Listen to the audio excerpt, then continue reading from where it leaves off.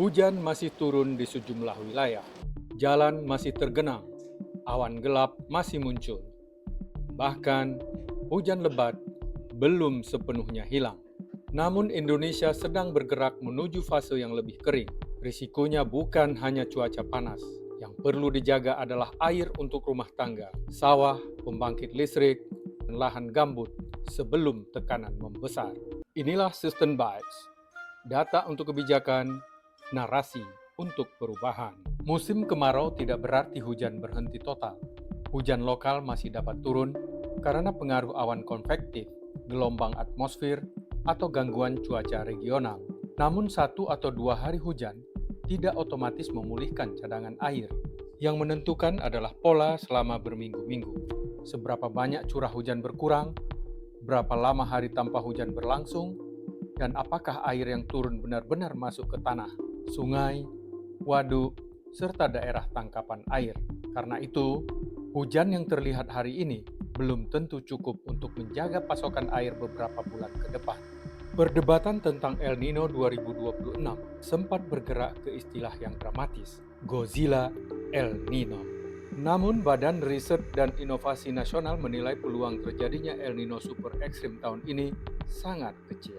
Risiko yang lebih dekat justru musim kemarau yang berlangsung lebih panjang. BRIN memperkirakan peluang kemarau lebih panjang mencapai sekitar 81%. Puncaknya diperkirakan terjadi pada Agustus. Ini penting. Bencana iklim tidak selalu datang sebagai kejadian besar yang tiba-tiba. Tekanan juga dapat tumbuh perlahan melalui berkurangnya hujan, turunnya muka air, mundurnya jadwal tanam, dan meningkatnya biaya menjaga pasokan. El Nino dan musim kemarau bukan hal yang sama. Musim kemarau merupakan siklus tahunan di banyak wilayah Indonesia. El Nino adalah fenomena pemanasan laut di Pasifik Tengah dan Timur yang menggeser pola pembentukan awan dan hujan. Keduanya bisa terjadi sendiri-sendiri. Namun ketika El Nino bertemu dengan puncak kemarau Indonesia, kondisi kering dapat menjadi lebih berat. BMKG pada akhir Juni bahkan menyebut El Nino telah memasuki kategori kuat dengan potensi penurunan curah hujan terutama di wilayah selatan Khatulistiwa. Kepala BMKG Teguh Faisal Fatani menegaskan bahwa durasi El Nino bukan satu-satunya hal yang perlu diperhatikan. Yang lebih penting adalah kapan fenomena itu bertemu dengan musim kemarau Indonesia. Pada titik pertemuan itulah curah hujan dapat menurun lebih jauh, sementara kebutuhan air tetap tinggi. Indonesia memiliki sekitar 220 bendungan. Bendungan-bendungan ini tidak hanya menyimpan air, sebagian menopang irigasi pertanian, memasok air baku, mengendalikan banjir, dan mendukung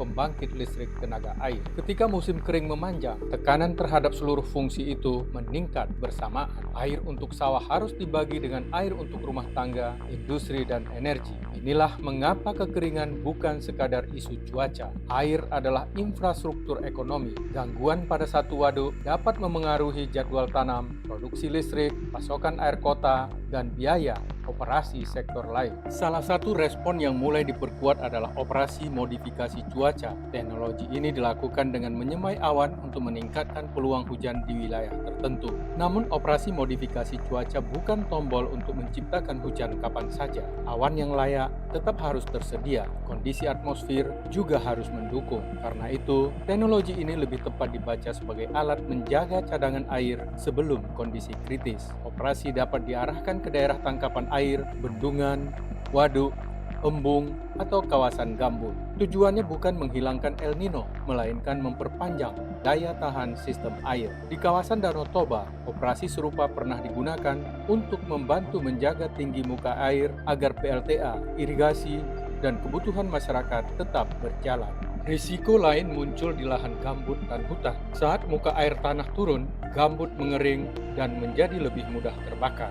6 provinsi menjadi prioritas mitigasi: Riau, Jambi, Sumatera Selatan, Kalimantan Barat, Kalimantan Tengah, dan Kalimantan Selatan. Pendekatan yang dibutuhkan bukan hanya memadamkan api setelah membesar. Yang lebih penting adalah menjaga kelembapan lahan, memantau hotspot, dan membaca penurunan muka air tanah sebelum titik kritis tercapai. Karhutla bukan hanya masalah lingkungan. Asap dapat mengganggu kesehatan, transportasi, sekolah, aktivitas ekonomi, dan kualitas udara lintas wilayah. Teknologi pemantauan kini memungkinkan kondisi kritis lahan gambut terdeteksi sekitar 1 hingga 2 minggu sebelum kebakaran terjadi. Waktu itu sangat berharga. Pemerintah daerah dapat membasahi lahan, meningkatkan patroli, membatasi aktivitas berisiko, dan menyiapkan operasi modifikasi cuaca bila kondisi memungkinkan. Namun data hanya berguna jika menghasilkan tindakan. Peringatan dini yang berhenti di dashboard tidak akan melindungi sawah, waduk, atau kawasan gambut. Tantangannya bukan lagi sekadar kemampuan memprediksi, tantangannya adalah seberapa cepat keputusan dibuat setelah risiko terbaca. El Nino 2026 mungkin tidak menjadi yang paling ekstrem, namun kemarau yang lebih panjang tetap dapat menguji ketahanan air, pangan, energi, dan lingkungan Indonesia. Hujan yang turun hari ini tidak menjamin air masih tersedia beberapa bulan lagi. Karena itu, kesiapsiagaan harus dimulai ketika waduk belum kosong, tanah belum terbakar, dan harga pangan belum naik. Risiko iklim tidak selalu datang sebagai kejutan. Kadang, risiko datang perlahan, dan justru karena datang perlahan, kita punya waktu untuk mencegahnya.